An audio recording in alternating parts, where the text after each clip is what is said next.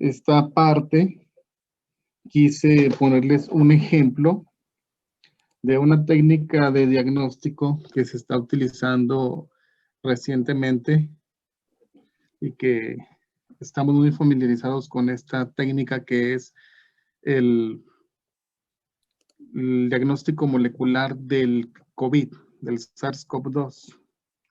¿Alguien de ustedes tiene idea de cómo se lleva a cabo la prueba molecular para diagnóstico de SARS-CoV-2? ¿Se hace con una retrotranscriptasa inversa? A ver, ¿quién es? Espérame, Brenda. déjame. Yo no te veo.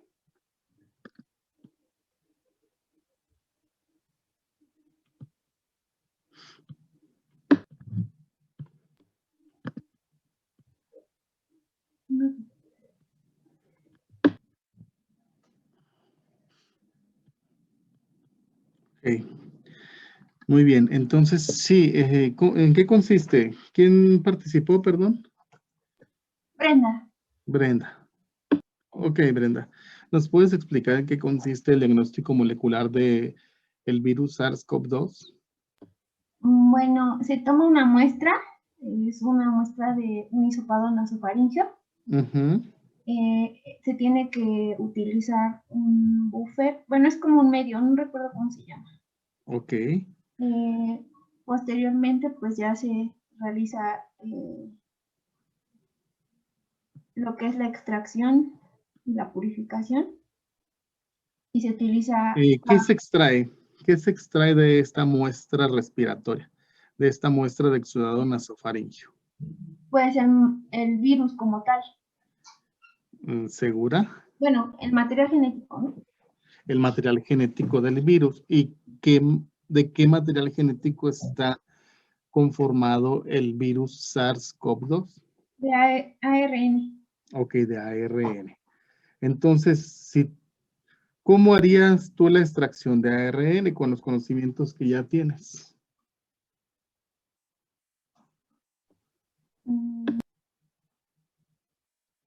Ahora sí que vamos a aplicar todos los conocimientos, así como lo han hecho ya con el doctor Moisés.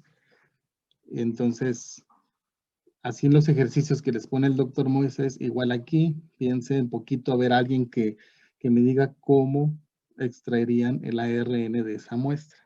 Primero por la lisis celular, ¿no? ¿Quién es? Paola. Paola, gracias. Con la lisis celular. Ok.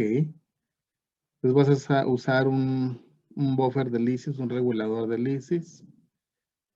¿Qué más? Paola, ¿alguien más? Pues también tener las, ¿cómo se llaman? Para evitar las RNAs y DNAs, SDS creo. Bueno, puede llevar SDS. ¿SDS para qué es? ¿Ya se les olvidó, jóvenes? Vamos a intentar de integrar todo lo que han aprendido en esto que ya es aplicado.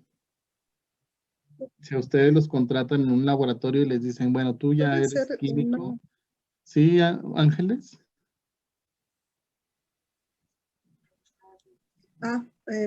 Bueno, habían comentado, es una lisis alcalina con una solución de GTE, que es glucosa, tris y EDTA, y todo esto con un pH de 8.6, bueno, de 8. Y posteriormente también se le puede, bueno, el EDTA es el que nos va a servir sí. Como atrapa cationes bivalentes, como el magnesio y el calcio, y estos a su vez van a inhibir el cofactor de las DNAsas. Bueno, no, sí, las DNAsas. Y posteriormente vamos a hacer una purificación. Esto puede ser con fenol, cloroformo o alcohol isoamílico. Con eso ¿Extraerías el ARN o ¿Sí me RN? escuchan? Sí, sí te escucho. ¿Tú me escuchas? ¿Me escuchas? Ah, sí. Tú Ah, con sí lo escucho. fenolcloroformo alcohol isomílico extraerías el ARN. El RNA, Ajá, el RNA. no, ese es ¿Qué para el les dijo el DNA, ¿verdad? maestro Lázaro que Sería DNA y se para- utilizaba para extraer RNA? El ¿Quiero fenolácido. participar, profe? ¿Sí? Quien quiera participar puede hacerlo. Nada más díganme quién es. Yo, Osvaldo. O levanten la mano, no los veo aquí. Soy Osvaldo, profe. Ok, Osvaldo.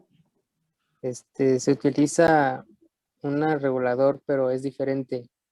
La lisis celular se suele utilizar un detergente, un regulador como el PBS y EDTA.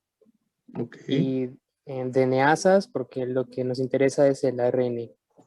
ok, Y la extracción se realiza con fenol ácido ok. a un pH de 4.5. El fenol tiene que estar ácido a un pH de 4.5. ¿Por qué? ¿Por qué, Osvaldo? Porque ¿Qué función ah, tiene el fenol ácido para la extracción de RNA? tiene que ver con la constante de disociación de cada molécula y me parece que es para que se mantenga soluble el ARN y lo podamos separar. Ok. ¿Por qué? ¿Por qué el RNA se mantiene soluble y el DNA no? Porque, bueno, me parece que es porque el DNA tiene 2 cadenas y el RNA solo una. Entonces Eh, no está formando puentes de hidrógeno. Y creo que es por eso. ¿Será? Tiene que ver con los pK. Tiene que ver con el pKa. Ok. En este caso el DNA tiene una pK mayor que el RNA.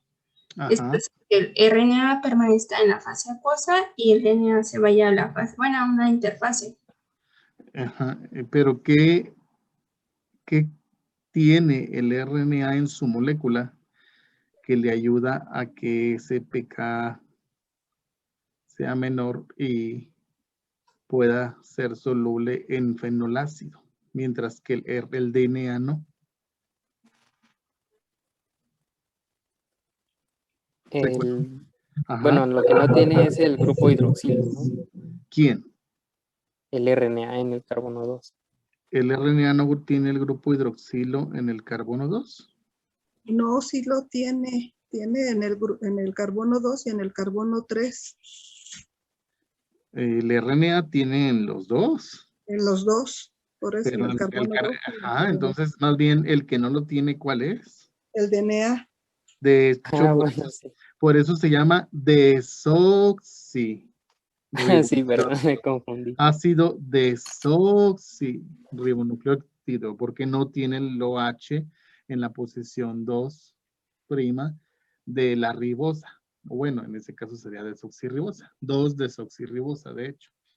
Ese OH es el que hace que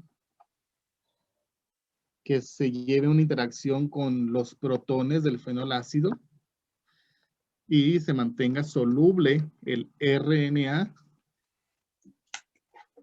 durante la extracción. Mientras que el DNA, al no tener ese grupo OH en la posición 2 de la ribosa, o sea, al ser desoxirribosa, precipita. ¿Ok? Entonces, anoten así con mayúsculas importancia o función del fenol ácido en la extracción del RNA, porque seguramente va a venir en el examen y es lo fundamental. ¿Ok? ¿Alguien sabe qué sustancia química se utiliza mucho para la extracción de RNA que contiene fenolácido, entre otras cosas?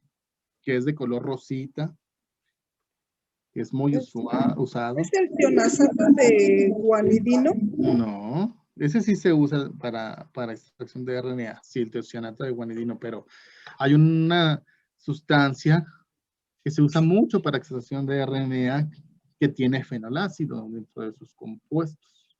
Es el trisol, Trisol, ¿quién dijo? Emiliano. Emiliano, ¿qué contiene el trisol?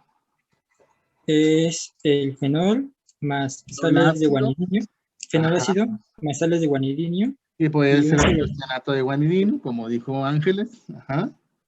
y el colorante que es rojo a un pH de 4.8. Ok. Entonces el trisol es un compuesto químico que se utiliza mucho para la extracción de RNA y tiene fenolácido, pero el fundamento es el fenolácido, ¿ok? Posteriormente se haría la extracción y purificación. Ustedes ya lizaron aquí las células del tracto nasofaringio, son células epiteliales que están infectadas con el virus SARS-CoV-2 y le extraen el RNA viral. Pueden utilizar la técnica con fenolácido o con trisol. ¿Y cómo purificarían ese RNA? ¿Qué tienen que añadirle al RNA para eliminar trazas de DNA si es que hubiera DNA contaminante de las células respiratorias? No del virus, porque el virus no tiene... ¿Quién dijo?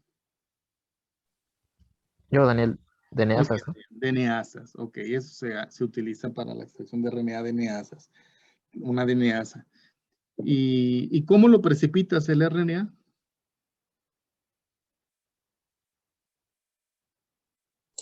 Con isopropanol. ¿Con isopropanol o con qué más? ¿Con qué precipitan todos los ácidos nucleicos? Bueno, los ácidos nucleicos que son RNA y Con DNA. etanol absoluto. Con isopropanol o etanol absoluto. ¿Por qué? ¿Por qué precipita el RNA con etanol absoluto? Modifican la constante dieléctrica. ¿Cómo la modifican? Es decir, ¿la aumentan o la disminuyen? Se disminuye. La disminuyen. ¿Y qué es la constante dieléctrica? ¿A qué se refiere la constante dieléctrica? Es una propiedad de los solventes relacionada con la solubilidad, ¿no? Ajá. ¿Sí? Y entonces, a mayor constante dieléctrica, ¿qué? Ya Mayor capacidad de Solubilidad. solubilizar tiene un Entonces, a solvente. mayor constante dieléctrica, mayor capacidad de solubilidad de la molécula, ¿no? Si la molécula de DNA la pongo en agua, el agua tiene mayor constante dieléctrica o menor constante dieléctrica que el etanol. Mayor. Mayor. Entonces, ¿el DNA es soluble en agua o insoluble? Soluble. Soluble porque la constante dieléctrica está alta. Pero si quito agua y le pongo etanol absoluto, ¿qué hago en esa solución?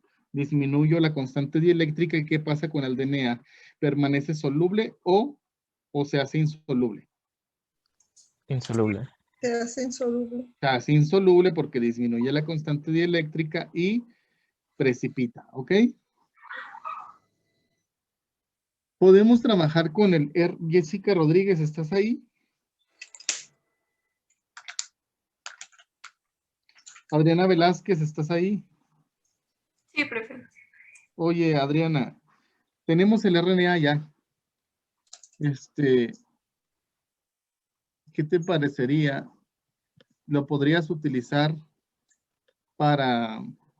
directamente para hacer una PCR? No, tenemos que pasarlo a ese DNA y eso ¿Por sería. qué? ¿Por qué, Adriana? ¿Por qué el RNA no se puede utilizar directamente para una PCR punto final o PCR en tiempo real o cualquier tipo de PCR? Porque es necesario que sea una molécula termoestable. Entonces el RNA no es termoestable. De hecho, es más Ok. estable el DNA, por eso. Ok, el RNA no es termoestable, o sea, con la PCR lo calentamos ¿hasta qué temperatura? Dependiendo de la proteína, bueno, de la polimerasa, pero puede llegar a 72 grados, por ejemplo. Pero 72 es lo máximo en lo que se hace la PCR. No, es la de desnaturalización, ¿Qué que es temperatura es? 92 grados. 92, 94. Bueno, 94 hasta 95 grados y el RNA, pues como es termosensible, no aguantaría esa temperatura, ¿verdad? Exacto. Pero el DNA sí, entonces exactamente, el RNA no se puede utilizar directamente para hacer la PCR.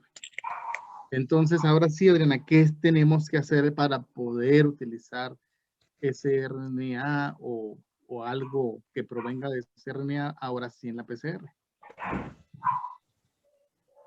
Sí, pues sí, sería una retrotranscriptasa. Y ¿Cómo se llama el procedimiento? es PCR-RT o RTP. Nada más la RT. ¿Por qué no lleva PCR todavía? Es la retrotranscripción nada más. Convertir el ARN o RNA en cDNA y ese procedimiento se llama retrotranscripción. ¿Ok? Sí, ¿Qué enzima se utiliza para la retrotranscripción? la retrotranscriptasa. ¿Qué hace la retrotranscriptasa, Adriana? Nos permite sintetizar, bueno, sí, cambia el nucleótido del uracilo, lo cambia por una base púrica y ya nos permite tener una cadena de DNA. El uracilo, ¿por qué lo cambia?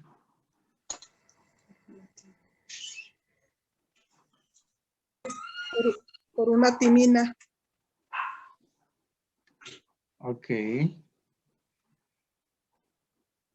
Ok. Podría decirse que sí, pero bueno. Ok, ya tenemos el cDNA. Ángeles, ¿sí? ¿Te quedó claro de por qué se tiene que hacer la retrotranscripción? Sí, Oye, Ángeles, y ya que tenemos el cDNA, ¿este lo podemos utilizar en una PCR o no? Todavía. sí. Sí, porque Bueno, no, ahora lo tenemos que, no, sí, ya lo podemos utilizar, ¿por qué? porque para la PCR tenemos, solamente Porque necesitamos ¿por qué una, el RNA sí se puede utilizar y por qué ya habían dicho, Adriana, que el RNA no se podía utilizar? porque el RNA no puede ser, ¿cómo se dice? No, con el RNA solito no se puede hacer la PCR. Primero necesitamos formar, sintetizar, bueno, más bien necesita sintetizarse la cadena de DNA, una sola cadena de, bueno, DNAC, que es Sí. una sola cadena, y posteriormente con esa ya se puede realizar la PCR. Bueno, la pregunta es, ¿por qué el cDNA sí se puede utilizar para una PCR y el RNA no? Porque ese ya se puede secuenciar. ¿Es por eso que ya se puede utilizar en una PCR? A ver, Bueno, y es que en la PCR, pues lo que se secuencia es una cadena de DNA. Entonces, o sea, la PCR es para secuenciar. No, es para amplificar. Y se Es puede para amplificar amplificar, sí. porque la PCR y los compuestos que necesitan están diseñados para la amplificación de DNA. El ARN no se puede amplificar porque, pues, por los procesos biológicos, como así lo dictan, se transcribe, no se amplifica, pero el DNA, pues, para eso diseñamos primers y utilizamos una polimerasa y se adicionan los desoxinucleótidos para que comience a amplificarse un fragmento de la cadena o la cadena Sí. completa. Pero bueno, regresando a lo que había dicho Adriana, de que el RNA no es termoestable, sino que es termosensible, que no soporta altas temperaturas. El cDNA sí soporta altas temperaturas.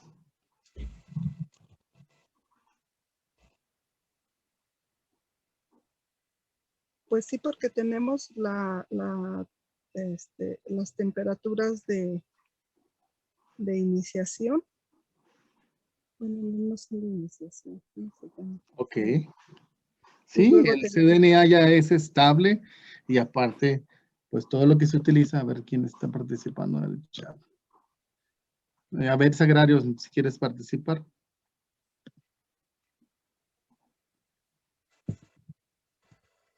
Sagrario. No sé de eso micrófono yo. Sagrario, la pregunta es, Un poquito de presencia en la red. ¿Me podría repetir? Es que no la escuché la explicación última que dio, perdón. bueno, ¿por qué el RNA no se puede utilizar directamente en la PCR y por qué el CDNA sí?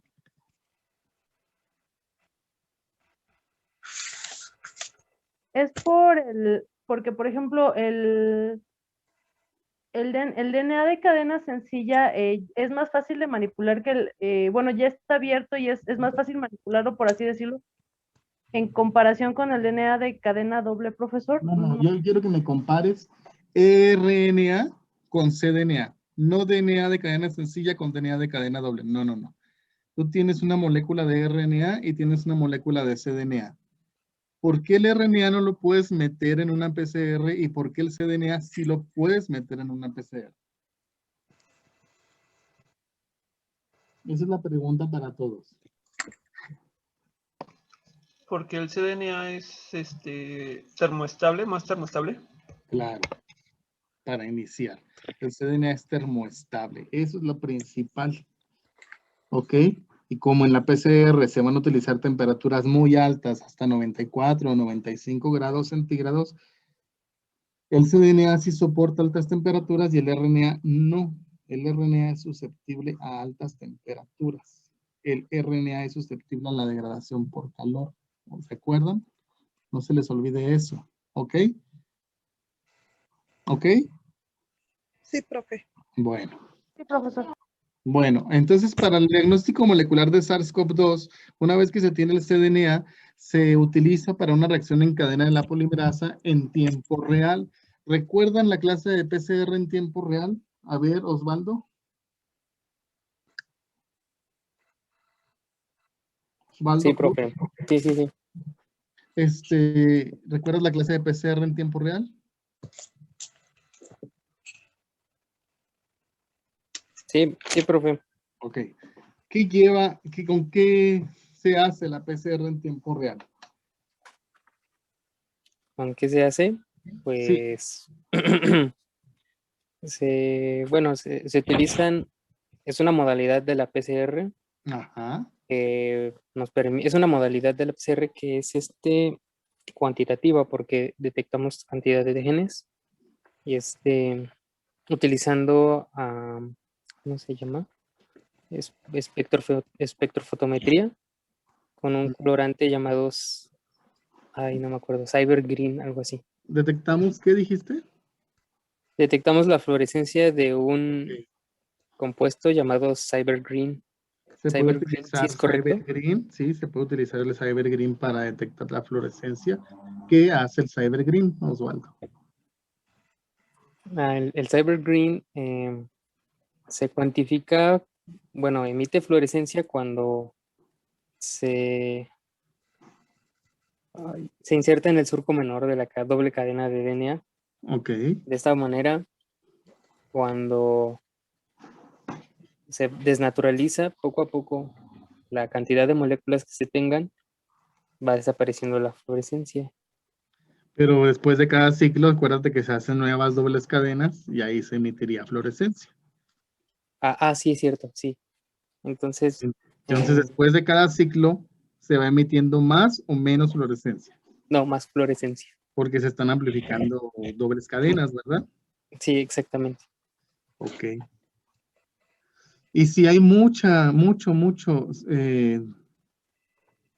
copias de un gen en particular que yo estoy amplificando por PCR en tiempo real, se detectará la fluorescencia pronto o tarde.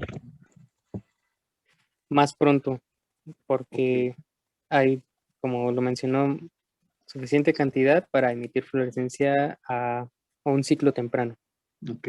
Cuando se cruza el ciclo Es decir, el ciclo en el que se detecta por primera vez la fluorescencia por el equipo, es decir, que se cruza lo que se conoce como umbral. ¿Cómo se le llama a ese punto donde se cruza el umbral? A ese valor. El CT. Es el ciclo, El sí, el CT. CT. El CT. ¿Quién lo dijo? Adrián. Adriana, ¿qué es el CT? ¿Lo puedes definir? Es el ciclo en el que la cantidad de DNA es mayor y por tanto se cruza el ciclo umbral. ¿Y qué es lo que cruza el ciclo umbral? ¿Qué es lo que cruza el ciclo umbral? ¿Qué es lo que, la fluorescencia es lo que se detecta y ya se cruza el ciclo umbral y eso se llama CT. Es el ciclo en el que se cruza el umbral y se detecta la fluorescencia suficiente por el equipo. ¿Ok? Y el equipo te marca un valor, dice, en el ciclo 16 se cruzó el umbral, entonces ese gen tiene un CT de 16. ¿Sí? Okay. Profe, sí. Como tal, ¿qué significa CT? ¿Son las siglas de algo? Sí, son las siglas en inglés de Crossing Threshold. A ver, déjenme ver. Anotar. Gracias, es que nunca recordé qué significaba eso. A ver, estoy tratando de escribir aquí, pero con esto es... Yo lo escribo si quiere, profe. A ver, ok. Crossing, de cruzar.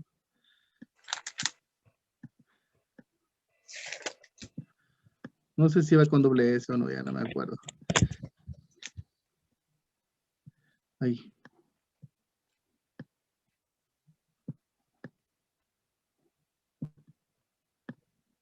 Listo. Alguien lo escribió en el chat, ¿verdad? Threshold. Sí, yo, profe. Eso significa CT. CT son las iniciales de Crossing Threshold. ¿Ok? Todos anótenlo, por favor. Ahora para borrar eso. Eraser. Ok. Bueno, vale. Va que va. Entonces, por PCR en tiempo real se detecta la fluorescencia y el diagnóstico molecular de SARS-CoV-2 se detecta la fluorescencia cuando están presentes 3 genes, el gen E, el gen N y el gen RDRP. ¿Alguien sabe para qué codifican estos 3 genes del virus? Tienen 5 minutos todos o 2 minutos para buscarlo en internet o en Wikipedia. Ahorita. Me parece que lees para las proteínas de la espícula. Ok. A ver, búsquenlo y alguien que ya lo tenga. N, ¿para qué? El N es el de la nucleocápside, ¿no? Ajá.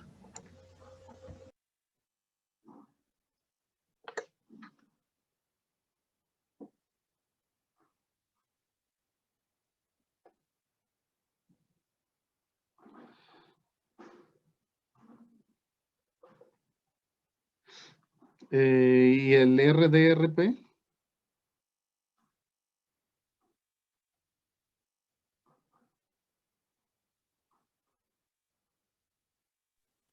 Es una polimerasa dependiente de ARN.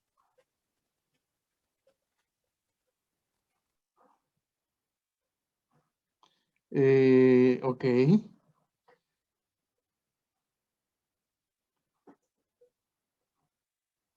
Muy bien.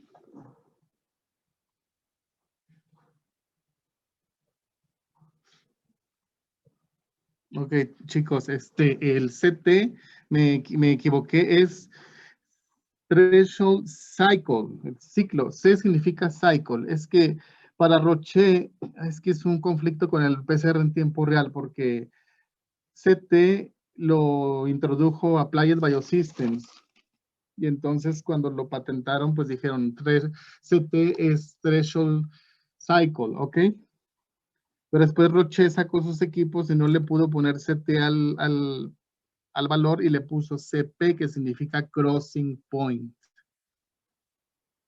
Y luego CQ Biorad, y así. ¿Sí me explico? Entonces ahorita me confundí porque yo trabajo con Roche en tiempo real y el de Roche se llama CP, no CT, es Crossing Point. Pero CT significa Threshold Cycle, ¿ok? No Crossing. ¿Sí? Pero significa el ciclo en el cual se cruza el umbral. El ciclo en el cual la fluorescencia cruza el umbral. Y en Roche le dicen crossing point, es decir, el punto en el que se cruza el umbral. Lo mismo. ¿Ok? Entonces corrijan y en lugar de crossing pongan cycle. Y la T va primero y la C va después.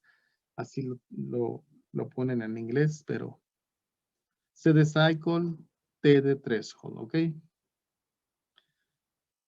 Bueno, ya encontraron para qué codifican cada uno de esos 3 genes. Si no se amplifican estos 3 genes, la muestra se dice que es negativa para SARS-CoV-2 y si se amplifican los genes, la muestra se dice que es positiva. Este es el diagnóstico molecular de SARS-CoV-2. Ok, entonces muestra respiratoria de un exudado nasofaringio, extracción de RNA, retrotranscripción con una retrotranscriptasa para sintetizar cDNA, PCR en tiempo real. En este diagnóstico no se utiliza Cyber-Green, se utilizan sondas Tacman. Lo voy a anotar en el chat. A ver, ahí se los voy a anotar, se utilizan sondas Tacman. Ahorita no vamos a perder el tiempo en ver qué son las sondas Tacman, pero ¿alguien sabe qué son las sondas Tacman? Sí, son unos, Raimundo. Ok, Raimundo. Son unos tipos de primers, los cuales de un lado van a tener un compuesto igual que fluoresce, Ajá. y del otro lado van a tener un compuesto que interacciona con el primero, y lo cual genera que se apague la fluorescencia. Entonces, cuando ese primer se pone en un punto medio del gen que se va a amplificar, la Taq polimerasa con la actividad rompe ese pequeño primer, haciendo que los dos compuestos que estaban separados puedan unirse y así disminuir la fluorescencia. Entonces, en lugar de leer cómo va aumentando la fluorescencia, se va a leer cómo va disminuyendo. Okay.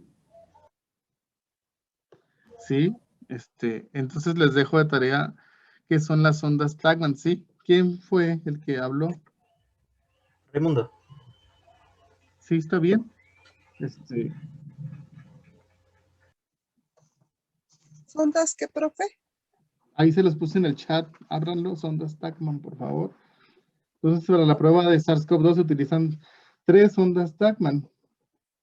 Es decir, 3 sondas, una que para que hibride en una región del gen E, una que hibride en una región del gen N y una que hibride en la región del gen RDRP. Y así como lo dijo Raimundo, pues cuando pasa la Taq polimerasa, hace que la sonda Tacman se desprenda a donde está unida y hay un acercamiento entre los dos extremos, se llaman quencher, algo así como lo que veían con el doctor Moisés del FRED, ¿se acuerdan? ¿O no se acuerdan del FRED? ¿Jóvenes? ¿No se acuerdan del FRED del doctor Moisés? Para ver interacción proteína-proteína. ¿Nadie?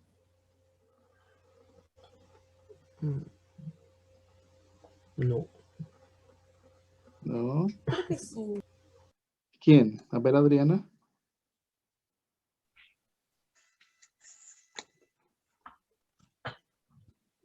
¿Alguien? Bueno, era un método que de cierta, bueno, que sí nos ayudaba a conocer la interacción proteína-proteína, pero no al 100%. Ajá. Nos mencionas, se supone que se utilizaban fluoróforos y a través de una energía de emisión se iban excitando, como bueno, sí, era a través de procesos de la energía de emisión, se iban excitando poco a poco esos fluoróforos y se conocían a través de longitudes de onda, algo así. Ok, aquí en la sonda Tachman es una sonda que lleva en un extremo una molécula que se llama quencher y en el otro extremo un fluoróforo. Okay. Esta sonda se une a la región del gen intermedia, generalmente, como dijo Raimundo, en medio del gen, de la secuencia genética, en la cadena sencilla, y cuando se está haciendo la doble cadena con los primers y con la Taq polimerasa, cuando pasa por ahí, degrada la sonda Tachman. Y al degradar la sonda Tachman se libera el fluoróforo, y el fluoróforo, cuando queda liberado o expuesto, emite fluorescencia. Entonces, en lo único que se equivocó Raimundo aquí fue en decir que se iba disminuyendo la fluorescencia, no, sí va en aumento, porque conforme se van degradando las ondas Tachman, al pasar la RNA polimerasa se va aumentando la fluorescencia, ¿sí, Raimundo? Sí, pero bueno, lo leí bueno, lo vimos, tomo virología en la mañana, lo vimos y me parece que sí era disminución. No, es aumento, sí va en aumento, porque tiene un fluoróforo que emite la fluorescencia cuando es, ¿cómo se dice?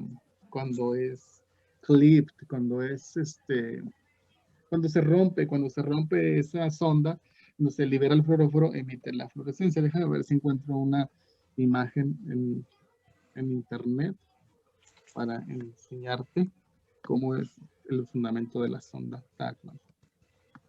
Justo estoy haciendo lo mismo. Buscando el artículo donde nos lo mostraron. Sí, para que no se queden con esa idea, no sé, pero quiero que les quede claro que emite la fluorescencia. Aquí, a ver, está. Sí. Sí, ¿Sí o no? cuando está unida, no florece. Al momento de separarse es cuando emite la fluorescencia. Entonces, ¿estás bien tú o estoy bien yo?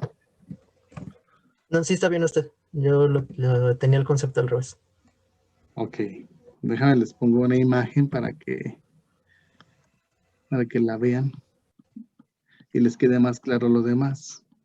Pues eso ya lo vieron en virología, precisamente con esta técnica de coronavirus o con qué. No sé mis demás compañeros, yo la llevo en la mañana. Ok. ¿Quieres que ponga un dibujo, Miguel, un esquema? Ya encontré uno, Okay. Lázaro, gracias, déjame, nada más lo pongo. Porque esto no lo vimos cuando vimos tiempo. ¿Cómo se llama? Están viendo ya ahí la sonda Tachman, ¿no? Más o menos. ¿Sí lo están viendo? ¿Sí? Sí. ¿O no? Sí, profe. Ok, aquí está el DNA blanco. Y entonces aquí está la sonda Tachman, que en el extremo tiene un quencher y en el otro extremo tiene un fluoróforo. ¿Ok? Cuando el primer, uno de los primers se une y la Taq polimerasa reconoce ese primer, empieza a polimerizar sobre esa cadena. Cuando alcanza donde está la sonda, empieza a romper la sonda y al liberarse el fluoróforo, se emite la fluorescencia. ¿Ok? Entonces, cada vez que se produzcan dobles cadenas, se va a emitir la fluorescencia. Ahora la voy a quitar, Lázaro, y si nos puedes compartir tu imagen también para que con otro ejemplo les quede más claro, por favor.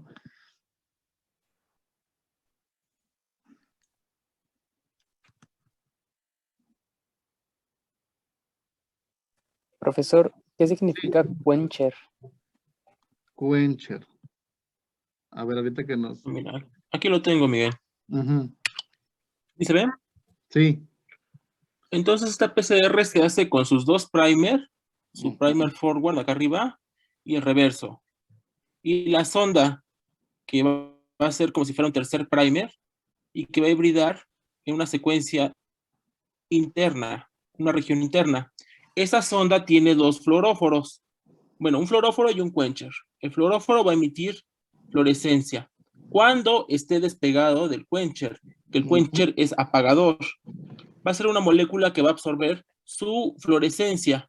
Entonces, si están juntos, esa molécula como que quedan unidas y no deja que se emita la fluorescencia.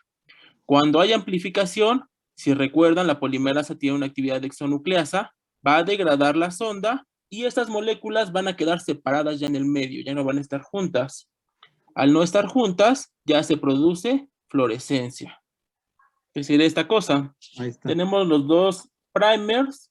El R es aquí el fluoróforo, notificador le llaman, y el Q es el quencher, aquí le llaman apantallador, que sería un absorbente, va a absorber esa fluorescencia. Empieza la polimerasa a trabajar aquí en el 2, se topa con la sonda y la va a empezar a degradar. Ya en el 3 se libera el fluoróforo y emite ya la fluorescencia porque ya está lejos de la otra molécula.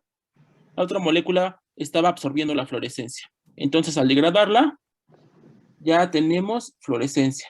Entonces, como decía el maestro Miguel, conforme va aumentando las copias, va aumentando la fluorescencia.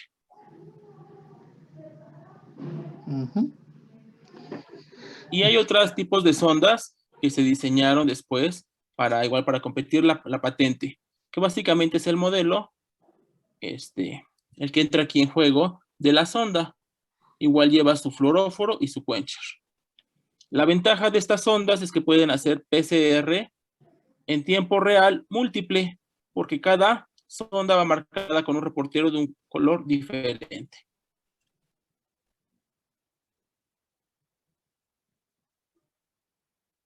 Listo, Miguel. Sí. ¿Sí se entiende, chicos?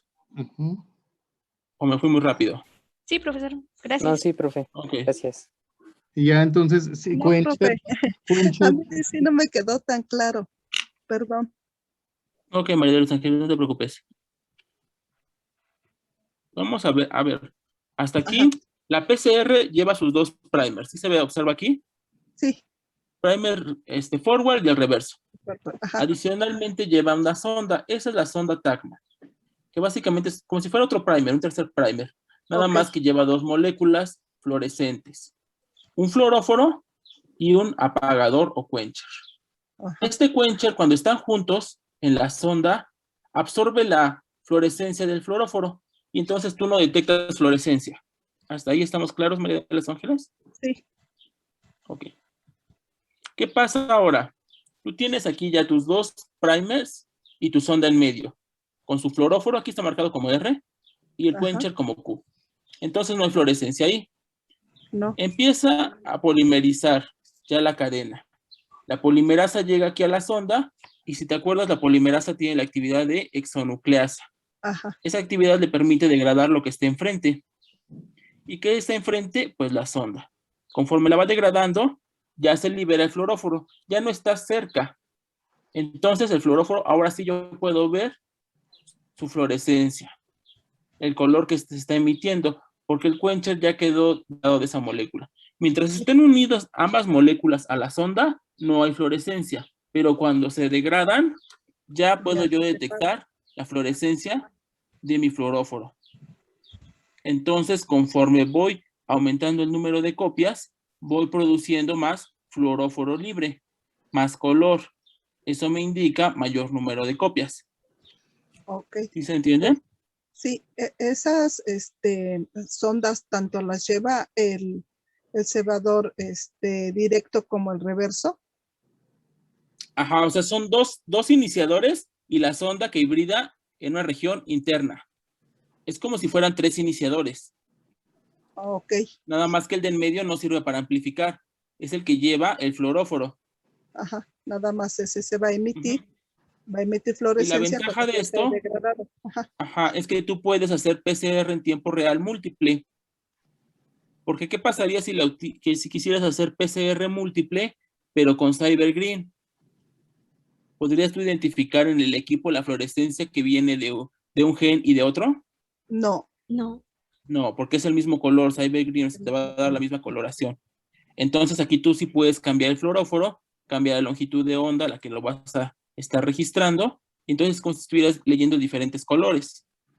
Okay. Puedes pedir una sonda con un fluoróforo rojo, otra con un fluoróforo amarillo, otra con un fluoróforo verde. Y de esa manera puedes hacer PCR múltiple en tiempo real. Ok, ya. Gracias. ¿Alguna otra duda, chicos?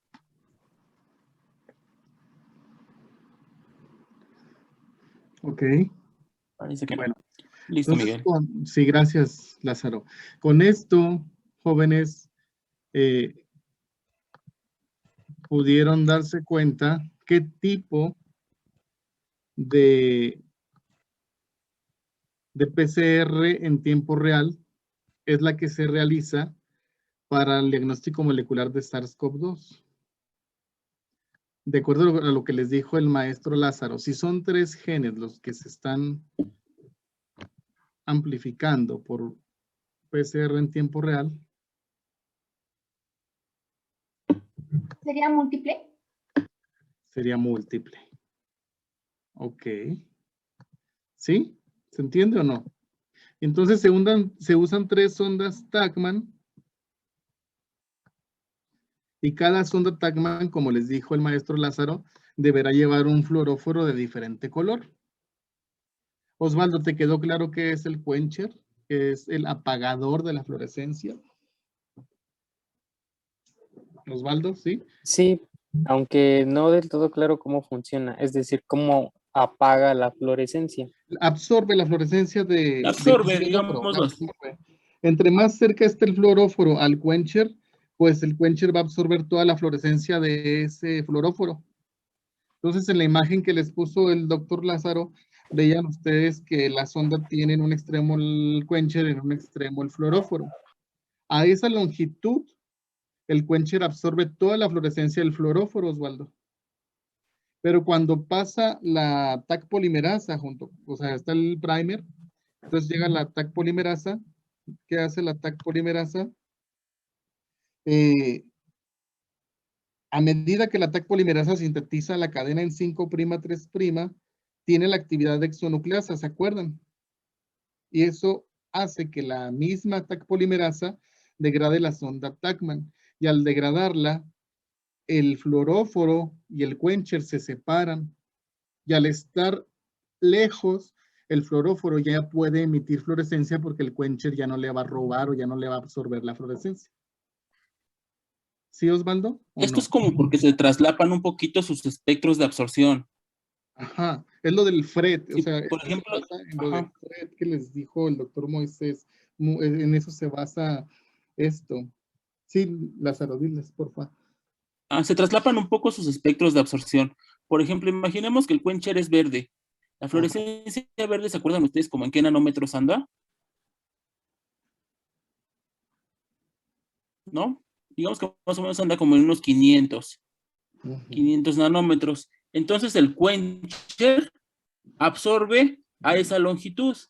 Si ustedes seleccionan un fluoróforo azul que más o menos está del lado de los 400, entonces su apagador va a absorber esa fluorescencia a los 400. Es como si le estuviera robando la luz, nada más, a esa molécula. Y eso se le está robando la emisión de electrones a ese compuesto fluorescente. Osvaldo, ¿te queda claro o todavía no? No, sí, profe, ya, mucho más claro. Gracias. Sí. Recuerden su clase de métodos y vean ahí que los espectros de absorción, a qué longitud necesitan la luz para absorber y a qué longitud emiten. Entonces sus espectros se están traslapando. La energía de absorción del quencher es la de emisión del fluoróforo. Digamos que le roba la luz que produce. Ok. Bueno, entonces, ¿quién puede repasarme esta metodología del diagnóstico molecular de SARS-CoV-2 para terminar con esta clase y dejarles una tarea que ahora sí la van a tener que entregar? Ahora sí la voy a subir a Classroom. ¿No? ¿Nadie? A ver, yo. Ángeles, sí, Ángeles. Adelante. Ok. Primero vamos a obtener una muestra nasofaringia.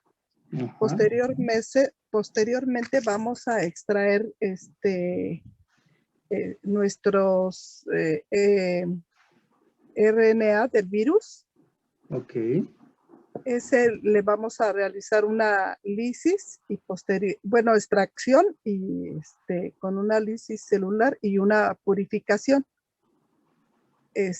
Una vez que ya tenemos nuestro ARN, primero vamos a utilizar la retrotranscripción. Vamos a utilizar una retrotranscriptasa para que ese se modifique a un DNA-C, un DNA de cadena sencilla. Una vez que tenemos el DNA de cadena sencilla, posteriormente podemos hacer una PCR, en este caso de tiempo real. Esa cadena la vamos a amplificar. Y una vez que ya la tengamos amplificada, pero para poderla amplificar vamos a tener que utilizar sondas. Estas sondas serían unas sondas Tachman que nos va a hibridar cada uno de los genes, el gen E, el gen N y el gen RDRP. Y estas hibridaciones se van a llevar a cabo utilizando diferentes, ¿cómo se llaman? Fluoróforos para cada sonda y así poderlos identificar. Bueno, ya una vez que lo tengamos amplificado, ahora sí lo vamos a poder cada una de esas nos va a formar una doble cadena, las dos cadenas y ya ahí sí se llama secuenciación o ahí no, esa palabra estoy mal. No hay secuenciación aquí. No, pura amplificación. Pura Ok. amplificación. Sí. Pues creo que hasta ahí es todo. Ok, bueno, se utilizan 3 ondas Tachman, cada una con un fluoróforo diferente, una que va a hibridar en el centro del gen E, una que va a hibridar en el centro del gen N y una que va a hibridar en el centro del gen RDRP. Pero ahorita, como nos explicó muy bien el doctor Lázaro, además de las ondas Tachman, ¿qué iba a necesitar en los extremos para que amplifique esa doble cadena? Primers. Los primers. Entonces, para cada gen también se van a diseñar, o ya se tienen diseñados para este diagnóstico molecular, para cada gen el par de primers más la sonda Tachman, ¿ok? Sí. ¿Sí? ¿Les queda claro eso? Sí, pero ¿Para qué codifica el gen E? la proteína Spike. Ok, ¿para qué codifica el gen N? Proteínas de la nucleocápside. Ok, ¿y para qué codifica RDRP? Una polimerasa dependiente de RNA. Ok, ¿es RNA polimerasa o DNA polimerasa? RNA pol. Ok, muy bien. ¿Dudas o preguntas? Si vienen al examen a explicar el diagnóstico molecular del SARS-CoV-2, ¿lo pueden describir paso a paso? ¿O no? Sí. Ok. Sí. Bueno, ahora sí. La tarea es esta. Anoten, por favor, con todas las técnicas moleculares que has visto en clase, desarrolla un método de diagnóstico molecular para una enfermedad infecciosa, el cual incluya mínimo 3 técnicas. Miren, acá incluyó la extracción de RNA, la retrotranscripción y la PCR en tiempo real. Pues son 3 técnicas, ¿no? Entonces aquí que incluya mínimo 3 técnicas. Pueden hacer el diagnóstico molecular de tuberculosis o diagnóstico molecular del virus del papiloma o diagnóstico molecular de algún hongo, de cualquier enfermedad infecciosa que ustedes quieran, pero sí tiene que estar bien sustentada la técnica. Es decir, tienen que estudiar qué genes se pueden utilizar, si van a hacer PCR múltiple, PCR anidada o PCR en tiempo real, o una RT-PCR en punto final. ¿Me explico? Si van a necesitar DNA o van a necesitar RNA, cómo extraerían el DNA, cómo extraerían el RNA.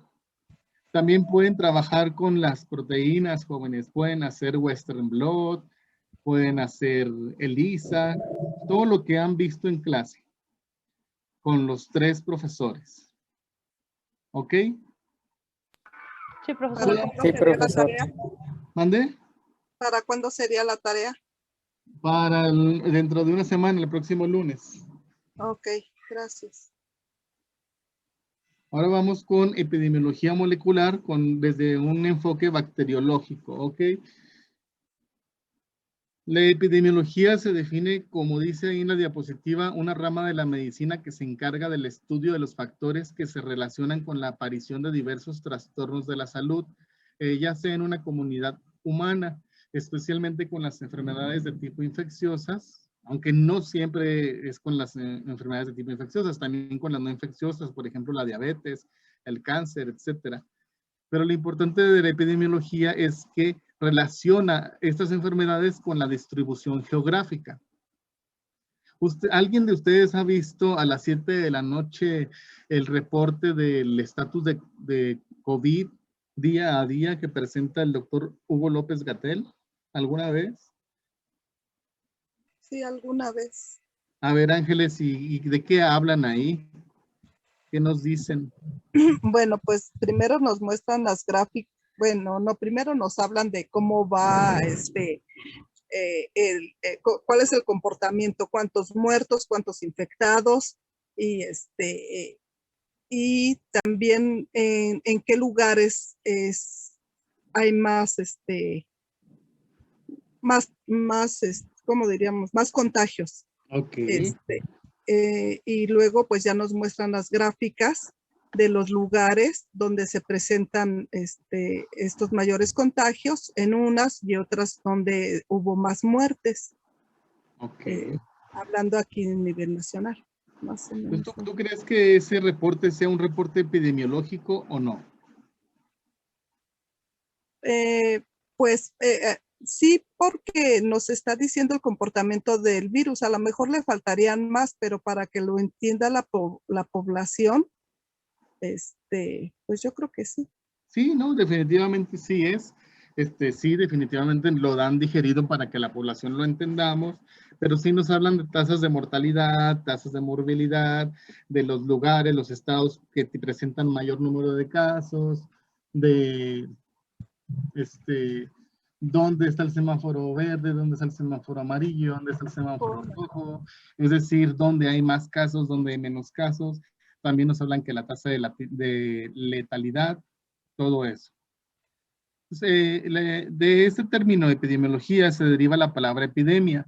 ¿A qué nos referimos cuando decimos pandemia? Porque ahorita estamos sufriendo una pandemia. Es a nivel mundial. ¿Y una epidemia, Adriana? Me parece que es algo local, más pequeño. Algo más local, ok. Entonces la epidemia hace referencia a la aparición de una enfermedad por lo general de tipo infeccioso, pero ya les dije que esto solo es por lo general, no siempre. Hay ya epidemias de tipo no infeccioso como diabetes, cáncer, hipertensión, etc. Y esto que tiene que afectar simultáneamente a un gran número de personas en una misma región. Entonces, si nada más hubiera sido el coronavirus en China, sería una epidemia, ¿no? Porque no salió de China, pero como se salió de China y está en todo el mundo, por eso se llama pandemia. Como dijo Adriana, es en todo el mundo. Hay niveles epidemiológicos, hablando de pandemia, cuando el brote de ese agente infeccioso o esa enfermedad afecta a todo el mundo. Entonces, también hay epidemias a nivel de país, es decir, que solo en México tuviéramos una epidemia.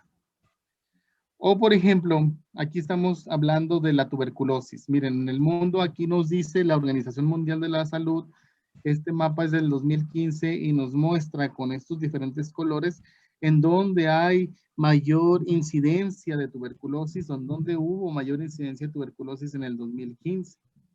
Los que están verde más oscuros son los países en donde hay mayor incidencia de tuberculosis, y los más claritos es donde hay menor incidencia de tuberculosis. Entonces se puede determinar la epidemia a nivel mundial, a nivel de un país. En este mapa también nos dijeron cómo estaba la situación de la tuberculosis en el 2011. Y en ese momento Baja California presentaba una alta incidencia de tuberculosis. De hecho, los que están en rojo, así son los más. Es como los mapas que nos muestran precisamente en esa conferencia de las 7 de la tarde. Entonces, puede ser a nivel del mundo, a nivel de un país, o también a nivel del estado. La doctora Sheinbaum pues, nos dice cómo está la situación de COVID a nivel de la Ciudad de México. No sé si han escuchado que ella se enfoca únicamente en las alcaldías de la Ciudad de México. A nivel de una ciudad, a una comunidad, ahí sería ya algo mucho más local, una colonia o una región de esa colonia, e incluso puede haber nivel epidemiológico a nivel de un hospital o dentro de un hospital en un área hospitalaria. Por ejemplo, si dentro de ese hospital hay un brote epidemiológico de Pseudomonas aeruginosa, se me ocurre, en la terapia intensiva. Entonces, a lo mejor sería una área hospitalaria en particular. Entonces, la epidemiología molecular, ahora ya no solo la epidemiología, sino la molecular, esta se aplica al estudio de las enfermedades infecciosas, combinando métodos moleculares para la identificación de agentes patógenos con la finalidad de estudiar la distribución de las enfermedades y sus factores de riesgo.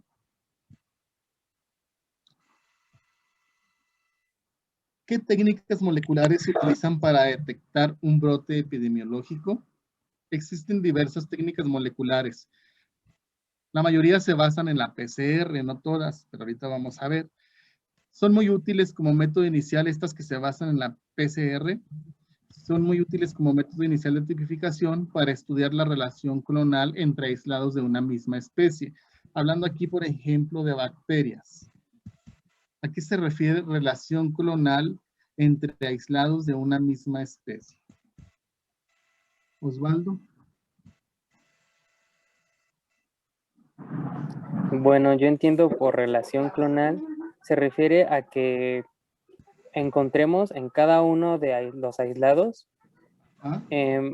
algo que nos diga son exactamente lo mismo, y pueden ser más marcadores moleculares, ¿no? Como por ejemplo, los genes, a mí se me ocurren los genes de la enterotoxina de Escherichia coli, por ejemplo. Claro, sí. En el caso ¿de cuál de las E. colis? De la E. coli ETEC. De TEC, por ejemplo, que produce dos enterotoxinas, la termolábil y la termostable, ¿no? Entonces, puede haber un brote de ETEC en una región, pero a lo mejor no todos los aislados de ETEC son la misma clona, es decir, no son iguales, sino que guardan diferencias. Entonces, las técnicas moleculares para detectar un brote epidemiológico se basa en tipificar estas cepas para estudiar esa relación clonal. Es decir, si hay un brote epidemiológico, todas o la mayoría van a ser iguales. Es decir, surgió y se duplicó e infectó a un paciente e infectó esa misma a otro y a otro y a otro. Entonces tienen una relación clonal. ¿Me explico? Si los aislados no tienen relación clonal, es decir, son diferentes, presentan diferencias. Quiere decir que a lo mejor un infectado lo agarró ETEC cuando viajó a Chiapas, otro agarró ETEC cuando comió afuera de la escuela con los compaches, otro agarró ETEC cuando comió afuera del metro, y entonces ninguna de las cepas tiene relación clonal. Entonces, estas técnicas moleculares basadas en la PCR son importantes para tipificar las cepas y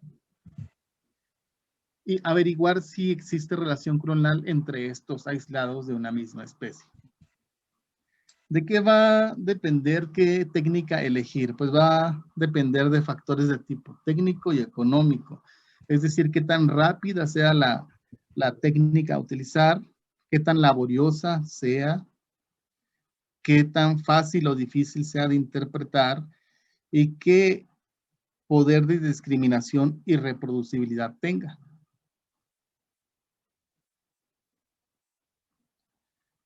Aquí en esta figura, en esta tabla, se muestran 6 técnicas diferentes para determinar epidemiología molecular. Y en todas estas, se utiliza la tipificación mediante PCR. ¿Ok? En la mayoría, no en todas, en la mayoría. Yo creo que PFG es la única en la que no. Pero PCR-RFLP, en esta sí, se amplifica un gen específico por PCR. Voy a dejar PFG para el final, ¿ok? En la REP-PCR o secuencias REP o ERIC, también se amplifica por PCR. En la AP-PCR o RAPID-PCR se amplifican secuencias aleatorias, también se hace una PCR. En la AFLP fluorescente, aquí primero se hace una digestión con enzimas de restricción, se hace la unión de adaptadores a los fragmentos de restricción. ¿Se acuerdan cómo se unían adaptadores a fragmentos de DNA? El doctor Lázaro nos ha explicado mucho esto de la unión de adaptadores a fragmentos de DNA. ¿Quién sabe? Ángeles, ¿lo recuerdas?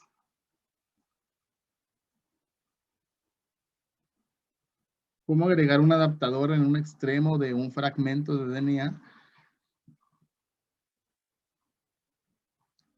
¿Lo recuerdan, no? Bueno, ya que tenemos esos fragmentos de restricción con adaptadores, se amplifican por PCR también. Y el MLST, Multilocus Sequence Typing, que se hace una reacción de secuenciación. Aquí sí, María de los Ángeles, aquí se hace una reacción de secuenciación y se utilizan genes housekeeping. ¿Se acuerdan qué eran los genes housekeeping? Samantha, ¿estás por ahí?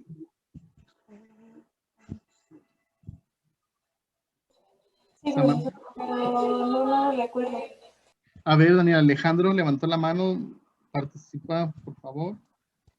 Sí, eran los genes que no se iban a modificar por el efecto del ambiente, ¿no?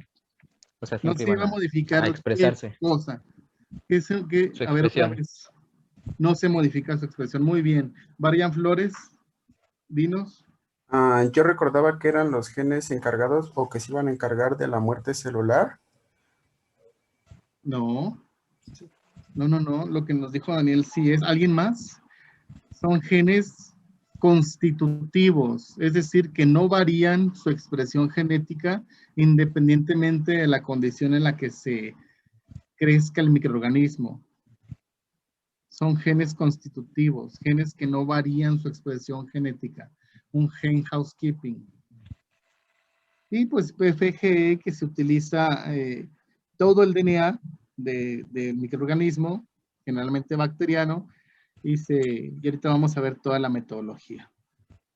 Pero esta tablita les puede servir mucho para estudiar, porque aquí viene dónde se utilizan enzimas de restricción, dónde se utiliza una electroforesis convencional, dónde se utiliza una electroforesis de campo pulsante, dónde se utiliza electroforesis acoplada a un secuenciador automático, porque sí se utiliza secuenciación, dónde se tiñe con bromuro de tidio o dónde se analizan las secuencias y dónde se utilizan enzimas de restricción, en dónde no, ¿sí? dónde se utilizan los genes housekeeping, dónde se utilizan genes específicos, dónde se utiliza la amplificación de secuencias REP o ERIC, o secuencias aleatorias, etcétera. Ahorita vamos a ir primero con esta que es AP-PCR o Rapid PCR. Esta es una amplificación al azar de DNA polimórfico. Se utilizan uno o varios iniciadores con secuencias de nucleótidos aleatorias y de corta longitud. Pueden ir de 8 a 15 nucleótidos. Y estos van a hibridar en regiones inespecíficas del genoma. Por eso es una amplificación al azar. Entonces se van a hibridar en regiones inespecíficas del genoma y luego ya se va a amplificar por PCR. Se va a hacer una PCR utilizando estos iniciadores aleatorios. ¿Cuál es la desventaja de esta técnica de Rapid PCR? Es de baja reproducibilidad entre los laboratorios debido a que es muy sensible a pequeñas variaciones metodológicas. Pues de una bacteria se tendría que extraer el DNA y luego ese DNA utilizarse como molde para una PCR y en esa PCR se van a añadir uno o varios iniciadores aleatorios que van a hibridar en regiones inespecíficas del genoma, es decir, al azar. Se va a llevar a cabo la PCR y va a dar un patrón de bandas después de realizar la electroforesis. Aquí está un ejemplo de un resultado de Rapid PCR. Yo quiero que me digan, ahí vienen los carriles del 1 al 13. Son 13 muestras que se analizaron por Rapid PCR. De esas 13 muestras, ¿cuáles son la misma clona? De esas 13 cepas de cualquier bacteria que haya sido, ¿cuáles son la misma clona? Es decir, ¿cuáles son la misma? La 7 y la 8. La 7 y la 8. La 7 y la 8. ¿Nada más? ¿Quién podría? 2 y 3 también son muy parecidas, ¿no? Sí, Y- más parecida a la 2 y la 9. Sería la 2, la 7 y la 8, ¿no? Ok, a ver, analícenlo bien. La 7 y la 8 es muy clara, ¿verdad? Sí. Sí. La 7 y la 8 son muy claras, están hasta pegaditas y pues no nos cuesta trabajo porque vemos que tiene el mismo patrón de bandas.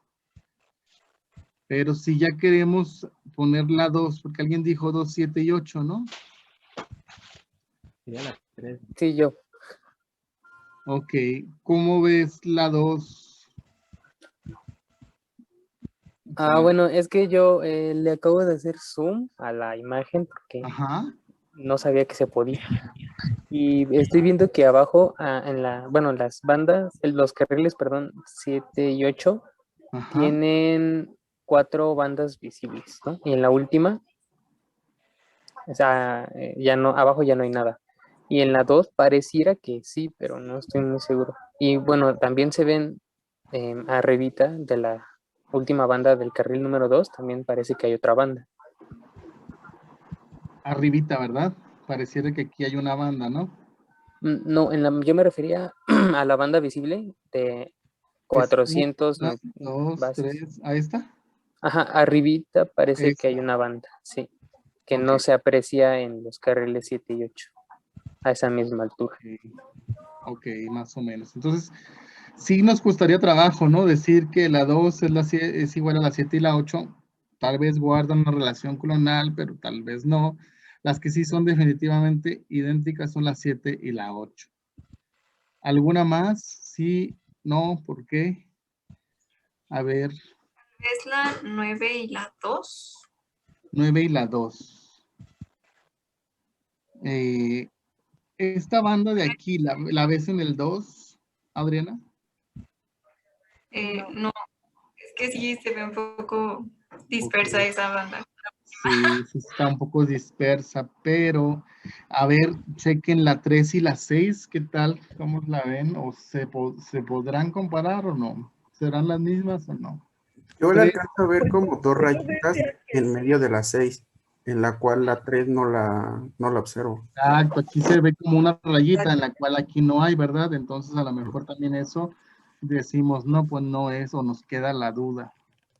Y también en la 3, abajo de la primera rayita, también tiene otra, y en la 6 no se nota.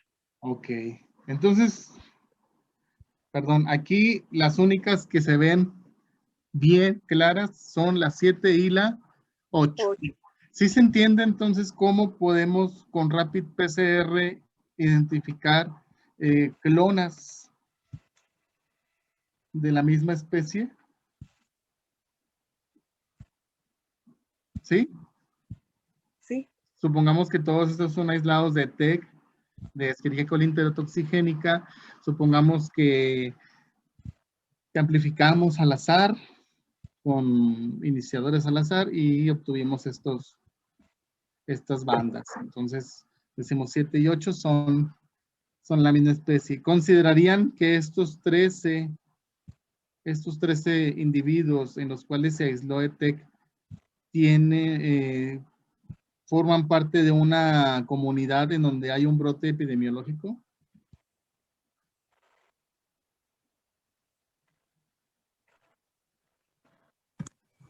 Pues sí, no, profe, porque... ¿Crees que tú crees que hay un brote epidemiológico vamos a suponer que estos 13 individuos se infectaron de ETEC, no saben bien cómo todos, pero pues viven cerca en una colonia y pues quieren ver si hay un brote epidemiológico. Para que haya un brote epidemiológico, tendría que ser la misma clona en todos los casos o en la mayoría. No, en este caso no. Entonces no es un brote epidemiológico aquí, ¿verdad? Porque nada más 2 de 13 comparten la misma clona. A lo mejor estos sí se infectaron, comieron de lo mismo o son hermanos y se infectaron en una fiesta en la que fueron los dos, no sé. Pero no es un brote epidemiológico. La otra es la PCR-RFLP. Esta RFLP se denomina así por polimorfismos de la longitud de fragmentos de restricción. Se estudian regiones muy limitadas del genoma, por ejemplo, el gen COA que codifica para la coagulasa de Staphylococcus aureus. ¿Se acuerdan qué hace la coagulasa? Levanten la mano. Angie Galicia.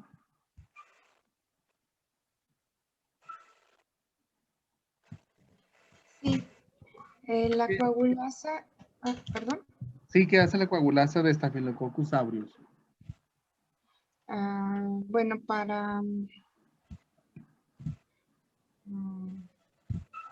bueno, se usa, bueno, me acuerdo que es para diagnóstico, bueno, para saber si es pues aureus. Sí, se utiliza como diagnóstico en el laboratorio clínico, es la prueba de la coagulasa, pero nada más servirá como diagnóstico o sea, nada más la tendrá ahí, la coagulasa la produce Staphylococcus aureus, nada más, no hace nada. ¿Alguien sabe si es considerado un factor de virulencia o no? Sí, es bueno, permiten la conversión del fibrinógeno en fibrina. ¿Quién es? Yo, Angélica. Angélica, ok. Ajá, ¿y eso qué ocasiona? Pues sí, como usted dijo, es un factor de virulencia que tienen no solo ella, sino pues otros microorganismos. Y bueno, pues la coagulasa reacciona con la protrombina en la sangre y esto permite que la enzima convierta el fibrinógeno en fibrina. Entonces ¿Qué esto hace la coagulasa? Coagulasa, ¿qué hace? que coagule la sangre. Forma coágulos en la sangre. ¿Y esto en qué le beneficiará a Staphylococcus aureus? ¿No se acuerdan eso de Bacter Médica? ¿O no lo vieron? Pero bueno, está bien. Vamos a suponer entonces que tenemos un brote epidemiológico de Staphylococcus aureus y vamos a utilizar el gen COA que codifica para la coagulasa para amplificarlo por PCR.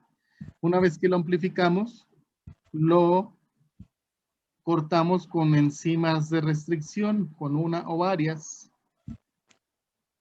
y vamos a observar igual un patrón de bandas de acuerdo a como donde tenga ese gen sitios de restricción para esa enzima en particular. Por ejemplo, si utilizo CHO1 o EcoR1 o HindD3 o XBA1, no sé. ¿Cuál es la principal ventaja de esta metodología?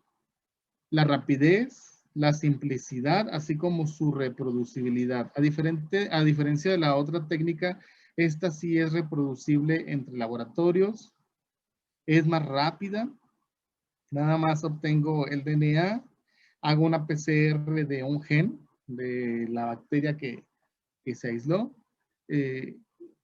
agrego enzima de restricción a ese DNA y ya eso lo corro en un gel de electroforesis y ya lo visualizo.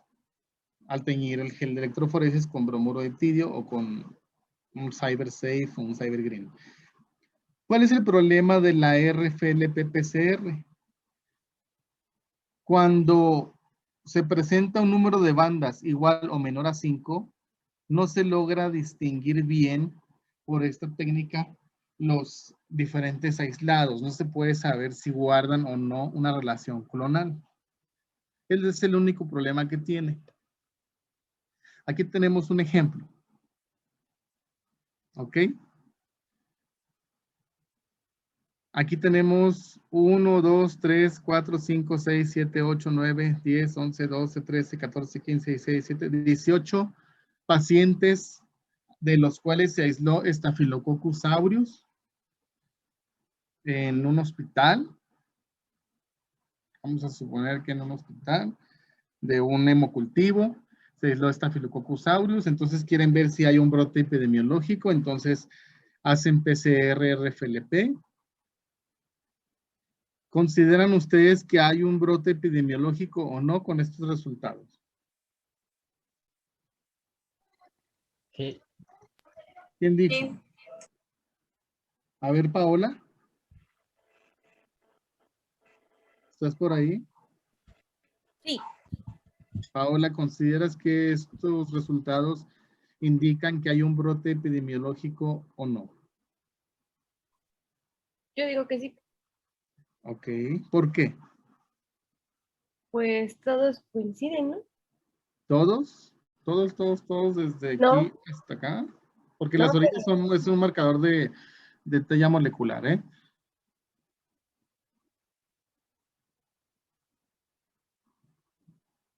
Pero los del centro, a ver. Pues sí, ¿no? Todos, bueno, Todos, o sea, no, pero o sea, el que está en el recuadro rojo. Ok. Entonces, ¿cuál sería tu respuesta? ¿Por qué consideras que sí hay un brote epidemiológico? Por la cantidad de resultados, o sí, bueno, ajá, similares. ¿Son similares o son iguales? Estos, por ejemplo, Iguales. son iguales. Yo los veo iguales, ¿no? Aunque hay unos que tienen son más tenues las bandas, pero están a la misma altura, ¿no? Ajá. Pues sí, hay un brote epidemiológico, aunque no todos los pacientes de esa sección tengan la misma cepa, pero una gran mayoría presentan la misma cepa, entonces sí hay un brote epidemiológico, ¿ok? Comparado con el anterior, donde nada más 2 de todas estas eran. ¿Sí se entiende o no? ¿Ángeles? Sí, profe. Sí, sí lo entiendo. Sí, Ok. estoy viendo el recuadro. Bueno, el más grande donde las cepas, pues sí son iguales. Entonces así se puede ver si se trata de la misma cepa la que está infectando a esos individuos. Sí. Y PFG. PFG, sí. Pero, por ejemplo, en este caso solo va a ser para la identificación del gen de la coagulasa. Ajá, en este caso nada más se amplificó el gen de la coagulasa, se le añadió una enzima de restricción, vamos a suponer que le agregamos CHO1, y CHO1 genera todo este patrón de restricción, y entonces al observar el mismo patrón de restricción en los mismos individuos, significa que están infectados con la misma cepa de Staphylococcus aureus. Sin embargo, a pesar de que también tiene Staphylococcus aureus, tiene otra cepa diferente y tiene otra cepa diferente. ¿Por qué? Porque el gen de la coagulasa tiene polimorfismos. ¿Sí? Es decir, no todos los genes de la coagulasa son iguales. Presentan fragmentos diferentes por los polimorfismos. ¿Sí o no? Gracias. Profe, entonces esta PCR-RFLP identifica únicamente, no es como la otra que identifica varias clonas o relaciona varias clonas. En este caso, esta que es igual que la otra, de hecho, Ajá. pero esta es más sensible, es mejor. Pero ok. tiene el mismo fundamento, porque al final de cuentas tú ves un patrón de bandas, Sí.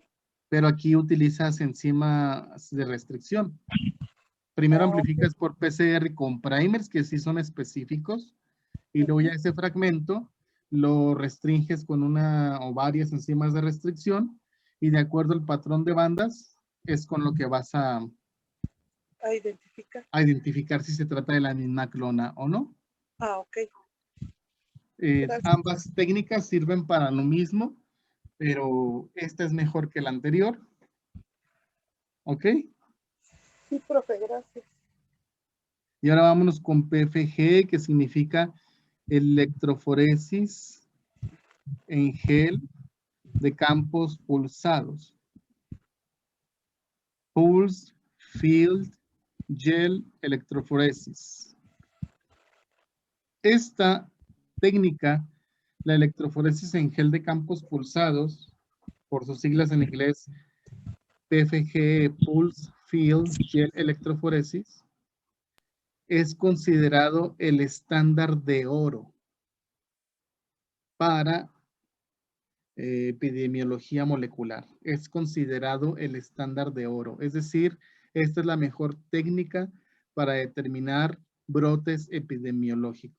Esta es considerada el estándar de oro. Entonces, las otras las podemos utilizar cuando se trata de brotes epidemiológicos muy pequeños, pero ya cuando se tratan de brotes epidemiológicos más grandes, ya las otras no son tan confiables y se utiliza esta. Es mucho más laboriosa, pero es considerada el estándar de oro. O sea, esta se le cree al 100% y se determina si se trata de la misma clona o no en grandes poblaciones. Incluso en ciudades completas se han hecho estas metodologías o en hospitales completos. ¿Ok? ¿Cómo se lleva a cabo esta técnica? Bueno, pues se recolecta la muestra del paciente. Si vamos a suponer qué bacteria creen que pudiera estar causando un brote epidemiológico. Ángeles, ¿qué bacteria te gusta? Perdón, no le escuché bien. ¿Qué bacteria te gusta para...? Escherichia coli ya. Otra. Pseudomonas. Pseudomonas aeruginosa, ok. Pseudomonas multidrogoresistencia. Muy bien, Angie. De hecho, sí, la mayoría de las bacterias que causan infecciones y que causan brotes epidemiológicos son las multidrogoresistentes, precisamente. Esas que pertenecen al grupo escape. ¿Han oído del grupo escape? ¿Alguno llevó Bacter Médica con la doctora Yono? No, pero sí he escuchado de ese grupo. ¿De qué sabes que es el grupo escape, Osvaldo? El grupo escape se llama así, es un acrónimo porque son las siglas de las bacterias que lo conforman. Ajá. Y son las bacterias que son altamente resistentes a los antibióticos y son las que se encuentran prevalentemente causando brotes epidemiológicos en los hospitales. Sí, son bacterias, bueno, las bacterias son... Sí, Daniel, tienes razón. Daniel nos dice que son responsables de los brotes dentro de hospitales. Sí, exactamente. ¿Cuáles son? ¿Alguien sabe qué significa escape con K? Es Enterococcus. A ver, ¿alguien más, Osvaldo? Que no? A ver, la E, tú, Osvaldo, la primera E, ¿qué significa? Enterococcus. Enterococcus. Muy bien. Staphylococcus La aureus. S es Staphylococcus aureus. Muy bien. La K es Klebsiella. La K es Klebsiella. Klebsiella pneumoniae. Klebsiella pneumoniae. Muy bien. La A. Acinetobacter baumannii. Acinetobacter baumannii. Muy bien. La P. Pseudomonas aeruginosa. Pseudomonas aeruginosa. Y la E. Norte coli, ¿eh? Enterobacter. Enterobacter cloacae. Es la principal, ok. Enterococcus fecalis, Staphylococcus aureus, Klebsiella pneumoniae, Acinetobacter baumannii, Pseudomonas aeruginosa y Enterobacter cloacae. Esas son las 6 bacterias principales causantes de brotes epidemiológicos y son altamente resistentes a los antibióticos. Poseen genes de multidrogoresistencia. Ok. Vamos con pseudomonas, nos dijeron, ¿verdad? Que querían. ¿Qué infección causa pseudomonas? ¿Qué infecciones causa pseudomonas? Neumonía, foliculitis. Ok, vámonos con una neumonía. Vamos a suponer que en todo un hospital hay muchas neumonías intrahospitalarias, o sea, llegan los pacientes con fracturas, o llegan los pacientes con infección de vías urinarias, o llegan los pacientes con otro padecimiento, pero los internan y a los pocos días pescan una neumonía dentro del hospital, les hacen un cultivo de muestra de expectoración o de esputo y aíslan Pseudomonas aeruginosa. ¿Ok? Entonces, a todos esos pacientes que se les aisló Pseudomonas aeruginosa, se vuelve a tomar la muestra y se aísla, se hacen las pruebas bioquímicas para ver si es Pseudomonas aeruginosa. Ya una vez que se confirme que es Pseudomonas aeruginosa, se pueden hacer pruebas bioquímicas convencionales, de las que vieron en Bacter Médica, o se pueden utilizar equipos. ¿Alguien conoce de algún equipo que ya haga la prueba bioquímica de manera automatizada? El microscan. El microscan es uno, ¿Vitec? otro. El Vitec, muy bien. Entonces pueden utilizar Vitec, sí. Y después que ya tengan bien identificada la cepa que está causando esa neumonía, aíslan la colonia. Entonces, ya la crecen, la aíslan y la van a crecer en un caldo líquido. Puede ser caldo nutritivo, caldo VHI. Y dentro de este caldo van a agregar agarosa. ¿Ok? Primero van a dejar que crezcan las bacterias en ese caldo y después le van a agregar una cantidad de agarosa que sea estéril. Y entonces las bacterias van a quedar atrapadas en la agarosa. ¿Sí, jóvenes? Todas esas bacterias van a quedar atrapadas en la agarosa. Ahí van a quedar atrapadas. Entonces, de ahí se cortan unos bloquecitos.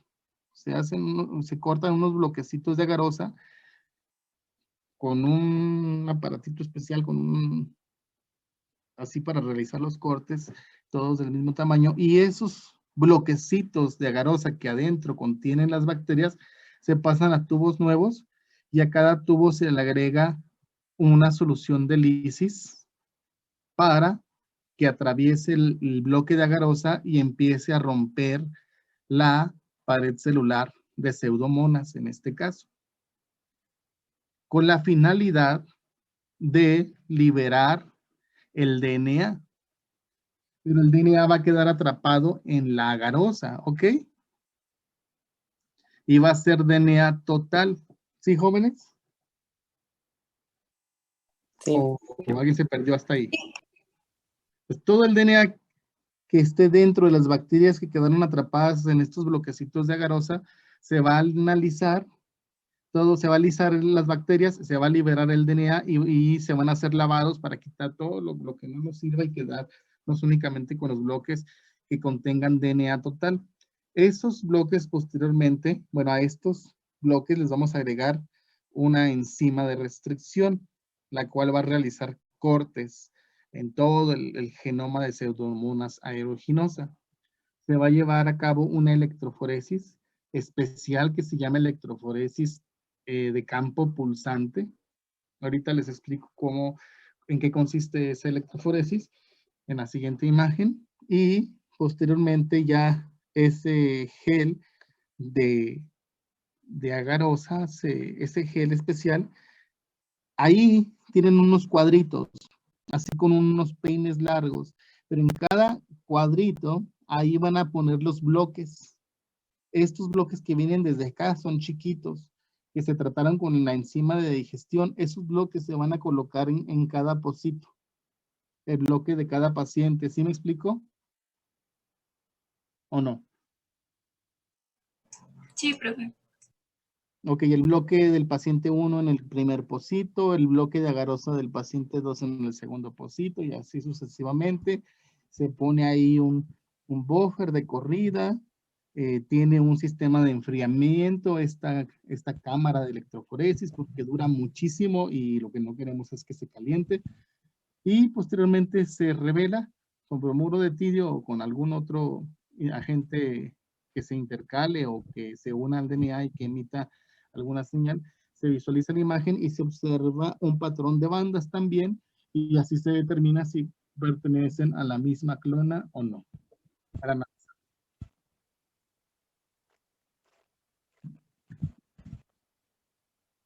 Esas son enzimas de restricción para estas bacterias. Si se fijan, nada más falta una para el grupo escape o escape. ¿Cuál nos falta? Enterobacter. Enterobacter cloacae. Pero para Klebsiella pneumoniae se utiliza EXVA1, para Staphylococcus aureus se utiliza ESMA1, para Pseudomonas aeruginosa SP1, para Cinetobacter baumannii también ESMA1, al igual que Staphylococcus aureus, para Enterococcus fecalis EXVA1, igual que para Klebsiella pneumoniae. La electroforesis en gel de campos pulsados consiste en 3 diferentes pulsos. La cámara de electroforesis da pulsos en forma hexagonal, de arriba hacia abajo, pero en 3 direcciones, de izquierda a derecha, un rato. Termina y luego lo da en sentido contrario, de derecha a izquierda. Luego termina y lo da de arriba hacia abajo. Esto con la finalidad de que se vayan agrupando bien las bandas, porque estamos tratando con DNA total. Y entonces, si nada más utilizáramos la electroforesis de esta, que es la electroforesis convencional, si no fueran campos pulsados, se amontonaría todo o se verían barridos. Entonces, hacemos estos pulsos para que se separen muy bien cada uno de los fragmentos, los cuales pueden llegar a quedar muy juntos. Por eso es en campos pulsados y además durante un largo periodo de tiempo. Se deja incluso la electroforesis toda la noche o todo un día. Este es un resultado de una electroforesis en gel de campos pulsantes o campos pulsados. ¿Cuáles? Donde dice M son los marcadores de talla molecular. De la muestra 1 a la 12, ¿cuáles son la misma clona? De las 7 a la 12 y parece que también la 3 y la 2. 1 y 3. A ver, véanlas bien. 1 y 3, ¿creen que sea la misma o no? Bueno, es que solo varía al final en una rayita. Y eso, Sí, ya por hace eso diferente. ya hace que sea diferente, ¿ok? De hecho, en 2 rayitas. En 2 rayitas, sí. Ok, a ver. Profe, ¿La 12 nada más, no? ¿puedo? Sí, ¿quién habla? Yo, Daniel. Sí, Daniel. Ha sido 7, 9, 10, 11 y 12. 7, 9, 10, 11 y 12.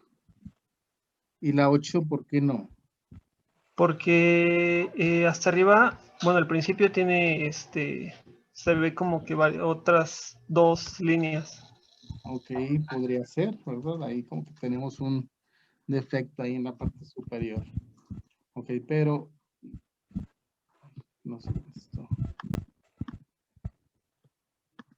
Ok, entonces así se puede terminar. Ahora, si supongamos que de las 7 a las 12 sí se tratan de la misma clona, ya hay programas jóvenes donde metemos estas imágenes y nos hace hasta árboles de la relación clonal. Nos dice, mira, la cepa 7 y la cepa 9, y la 10, la 11 y la 12 son iguales, entonces las agrupa en un mismo clado y ya otras las va agrupando de acuerdo a la similitud en las bandas. ¿Ok? Entonces ya con los programas también nos hacen la vida más fácil. Pero sí, ¿alguna duda de esto? Vimos 3 técnicas de epidemiología molecular. Profe, ¿Sí? entonces para este caso no se ocupa una PCR, nada más es degradar el DNA y verlo por electroforesis. Nada más. Es el DNA total. Es el estándar de oro, recuerden. ¿Ok? Y apréndanse muy bien este procedimiento, en qué consiste todos estos pasos.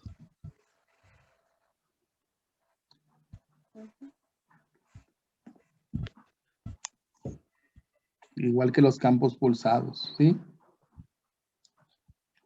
Entonces los más importantes vimos PFGE, PCR, RFLP y Rapid PCR. Pero tenemos 3 más. Pero no los vamos a ver ni se los voy a preguntar en el examen. Me interesa que se sepan estos 3, Rapid PCR, RFLP PCR y PFGE. Entonces, de estos 3, ¿cuál es el estándar de oro? Paola Aguilar. El PFGE. Ok. Daniela Cerón. De estos 3, ¿en cuáles se utiliza PCR?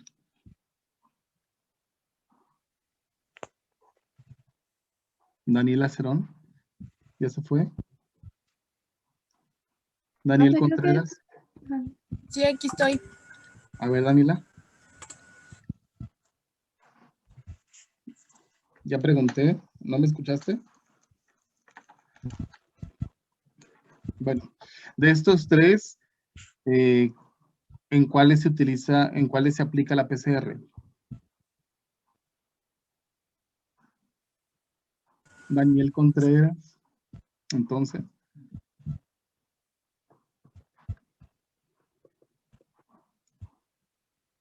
¿No? Eric Contreras.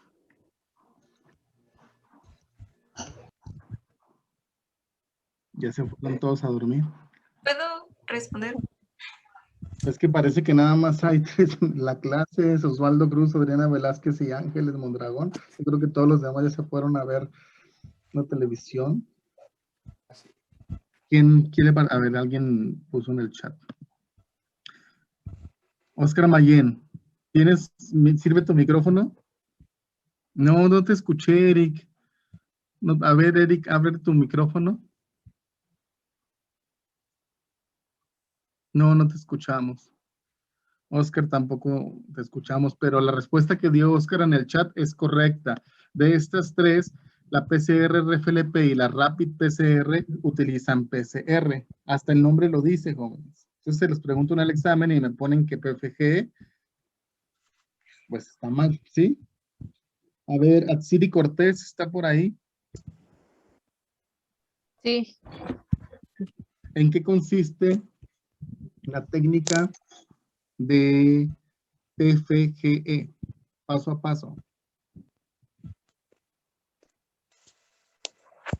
Pues primero se tendría que aislar la bacteria, por así decirlo, se tiene que identificar. Luego se tendría que hacer una suspensión celular junto con agarose. Después se tenía que colocar como en una membranita, algo así. Con un moldecito se hace un bloque de agarosa. Ajá. Bueno, después de eso se tendría que hacer la lisis celular para poder obtener el DNA. Después se tendría que cortar con enzimas de restricción y ya se procedería a hacer la electroforesis en gel, ¿no? Que es de campos pulsados. ¿Y en qué consiste esa electroforesis, Atsiri? En donde se tienen que correr la muestra a diferentes direcciones, ¿no? Que eran diagonales y de arriba hacia abajo. De manera hexagonal, ¿no? Ok. Y pues ya se tendría que observar el gel. Del cátodo hacia el ánodo siempre, ¿verdad? El cátodo es el negativo y el ánodo es el positivo. Y entonces el DNA, ¿qué carga tiene? Negativo. No. Y entonces si le aplicara yo de más a menos, ¿hacia dónde migraría el DNA? ¿Hacia el negativo o hacia el positivo? Si le aplicara de más a menos, migraría al positivo. Ajá. ¿Seguro? O sea, yo le aplico a... ¿Por qué se aplica del menos al más? Es la pregunta. ¿Por qué no del más al menos? Si ¿Qué se pasaría aplica con el del menos DNA al más si le... para que se atraiga por las cargas opuestas? ¿Qué pasaría si lo hago al revés? Si me equivoco y yo... Se va como a separar, se va a estar repeliendo. Yo creo que no correría, Sale del ¿no? gel, ¿no? Creo que no correría, ¿no? Alguien Que nada dijo más antes de Ángeles algo. Que sale del gel, ¿no? El DNA. Sale del gel. Se sale porque se va empujando hacia el pozo donde se colocó y se sale del gel y no vemos nada. ¿Ok? Sí, por eso es muy importante que siempre que hagan sus electroforesis, cualquier tipo de electroforesis, vaya del cátodo al ánodo, del negativo al positivo, porque los ácidos nucleicos tienen carga negativa, entonces por atracción de cargas van a dirigirse hacia la carga positiva, ¿sí? Sí. A ver, entonces ahora, Ángeles, mande. ¿cuál es la enzima que se utiliza en PFGE para el análisis de brote epidemiológico por Acinetobacter baumannii? La enzima. ¿Qué enzima de restricción se utiliza? Ah, ya. Déjenme acuerdo. Teníamos la ESMA. Samantha Durán. ESMA 1. Sí, ESMA 1, ok. Ahí están las enzimas, apréndanselas, por favor. Sí, estaba recordando cuál era, pero sí. Sí, Ángeles, gracias. ¿Cuál es el considerado el estándar de oro de epidemiología molecular? Guadalupe García. Es la técnica de PFG. Ok, muy bien, gracias. Bueno.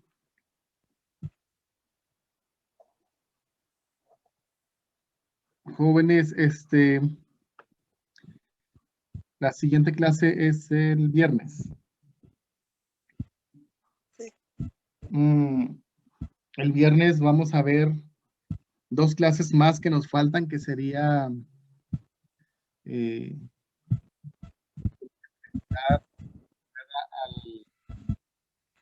a la ciencia forense.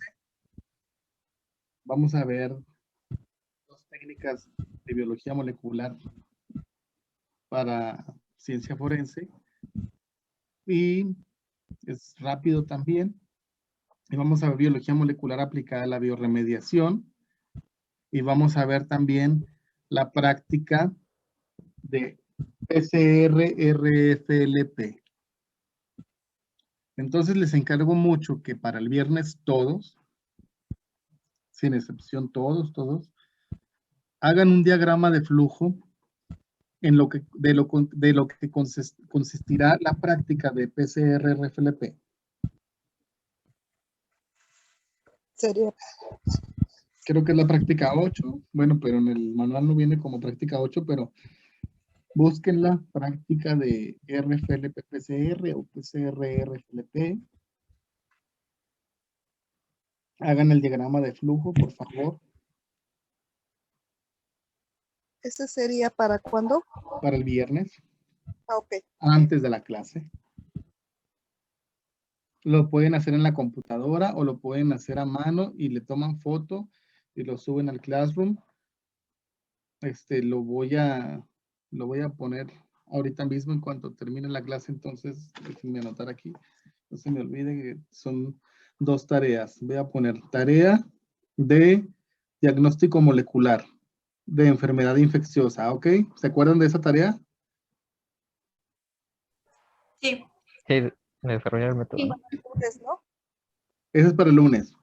Y la otra tarea va a ser diagrama de flujo de la práctica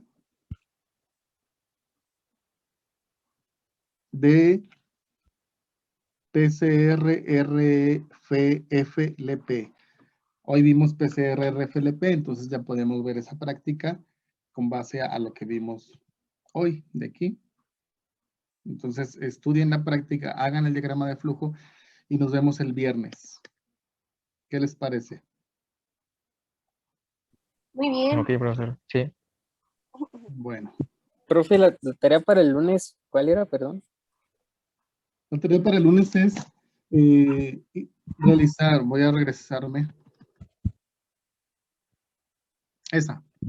Con todas las técnicas moleculares que han visto en clase, tanto con el doctor Moisés como con el doctor Lázaro, como con un servidor, desarrollar un método de diagnóstico molecular para una enfermedad infecciosa, la que ustedes quieran. Pero sí tienen que estudiar bien qué genes van a utilizar para esa enfermedad que van a escoger, ¿ok? Si es que utilizan genes, proteínas, etc. Y donde se incluyan mínimo 3 técnicas de las que han visto. Western Blot, el LISA, Northern Blot, Southern Blot, PCR, los diferentes tipos de PCR, PCR punto final, PCR múltiple, PCR nidada, RT-PCR, RT-PCR en tiempo real, etcétera, etcétera, etcétera, ¿sí? Sí. El que desarrolle un método, el que desarrolle el mejor método, le voy a poner un punto extra para el último examen.